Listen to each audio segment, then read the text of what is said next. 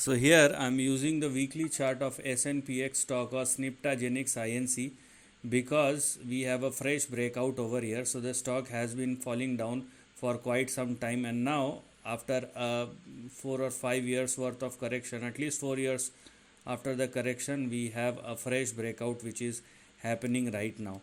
If it sustains, then we have something to look at as far as the upper end of the range is concerned. So when we are looking at SNPX, first of all, we gonna have our support at 4.13 and stop loss at 3.63. So 4.13 is the level at or above which the price breakout happens. So it is mandatory for SNPX to continue to trade and sustain above 4.13. Meanwhile, make sure that this particular stock is not falling below 3.63 or lower, otherwise downside may resume once again. With this current breakout, if it sustains, then the next two price target or next two levels which has now become active are, here we are 9, and here we also have 12.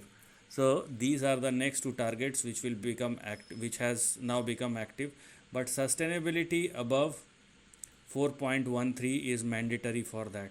The moment stock started trading below 3.6 or lower, downside may resume once again. Now if you are looking anything beyond 12.2 or more, then that requires further breakout. So the overall price chart is indeed volatile, and even if the stock swings higher, it's not going to give you any kind of stability. Now after 12 I can stretch these targets up to 24.5 and even towards 48. That does not makes any difference, but the problem is whether the stock will move like that or not. So if this breakout hold, then the range which is active is only this part. After 12.2 you can think anything further. Meanwhile, don't go below 3.6 or lower, otherwise downside may resume once again. So this is the end of the video. Thanks for watching.